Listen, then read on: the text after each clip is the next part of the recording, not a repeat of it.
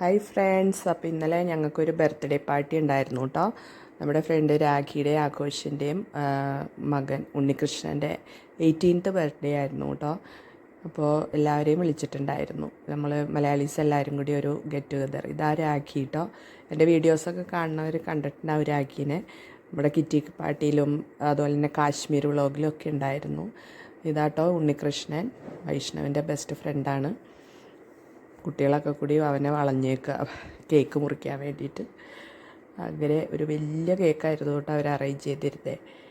കേക്കൊക്കെ മുറിച്ച് എല്ലാവർക്കും തന്നു. അത് കഴിഞ്ഞ് നല്ല അടിപൊളി ഫുഡൊക്കെ ഉണ്ടായിരുന്നു കേട്ടോ. നമ്മുടെ ഫാൽക്കൺ റെസ്റ്റോറൻറ്റിൻ്റെ ഫുഡായിരുന്നു. നല്ല സൂപ്പർ ഫുഡായിരുന്നു. വെജും നോൺ വെജും ഒക്കെ ഉണ്ടായിരുന്നു. അപ്പോൾ എല്ലാവരും കൂടി ഒരു അടിപൊളി പാർട്ടിയായിരുന്നു.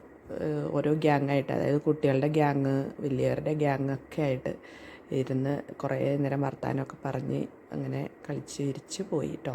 ഇതാട്ടോ അവരുടെ ഫാമിലി.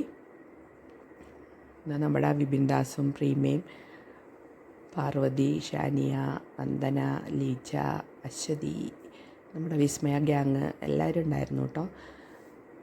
അനികക്കുട്ടി എന്തോ സ്റ്റോറി അറിയാം ലിജയുടെ അടുത്ത്.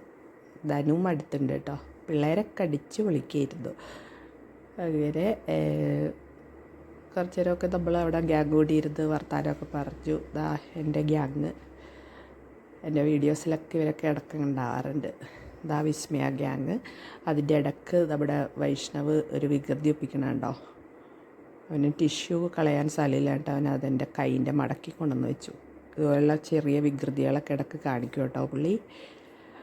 ഭക്ഷണമൊക്കെ കഴിഞ്ഞപ്പോഴത്തേക്കും പിന്നെ ഫോട്ടോ എടുക്കുക. നമ്മുടെ മെയിൻ പരിപാടി അതാണല്ലോ. അതിന് വേണ്ടിയിട്ടുള്ള തയ്യാറെടുപ്പുകളാണ്. നമ്മുടെ യാഷിനാണ് നമ്മുടെ മലയാളീസിൻ്റെ ഇടയിലെ ഫോട്ടോഗ്രാഫർ. അങ്ങനെ ഫോട്ടോ ഒക്കെ എടുത്ത് നല്ല ഭക്ഷണമൊക്കെ കഴിച്ചു, അടിച്ച് പൊളിച്ച് പിരിഞ്ഞു കേട്ടോ എല്ലാവരും.